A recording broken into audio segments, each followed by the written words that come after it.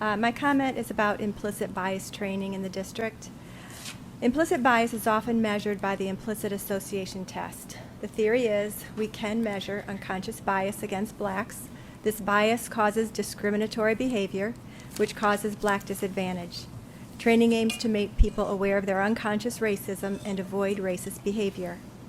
The IAT fails on both measures of test acceptability. Reliability is 0.44, far below the minimum reliability of 0.8 or 0.7.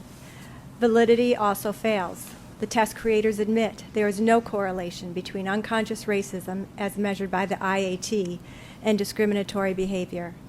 Psychologists and neuroscientists also inform us there is no clear divide between conscious and unconscious thought.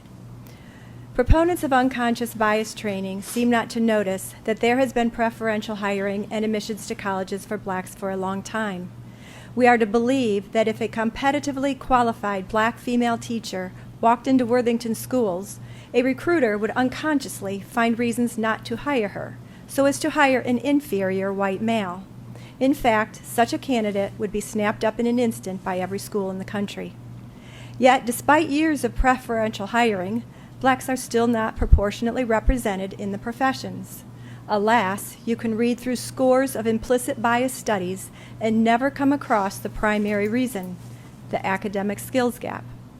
One example, the average black score on the math SAT in 2015 was 428, the average white score 534, the average Asian 598. Among top scorers, 60% were Asian, 33% white, 2% black.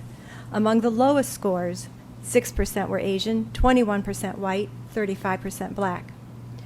Proponents of preferential treatment based on skin color claim the SATs are culturally biased and don't measure actual cognitive skills. If that were the case, blacks would do better in college than their SAT scores predict. In fact, they do worse. Low math scores reflect actual difficulty with math. The math achievement gap will affect hiring in many fields.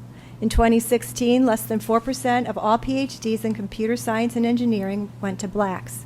Yet, Silicon Valley blames their own implicit bias for the racial composition of their workforce.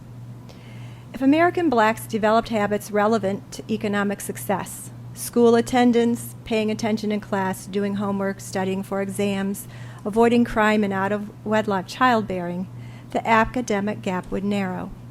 Perhaps focusing on subject matter and teaching these habits would be more helpful than focusing on victimhood and division by skin color. America has an appalling history of racism. We should be vigilant against recurrence.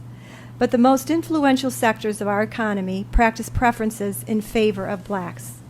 The main cause of disadvantage lies not in implicit bias, but in academic achievement, largely as a consequence of culture and behavior.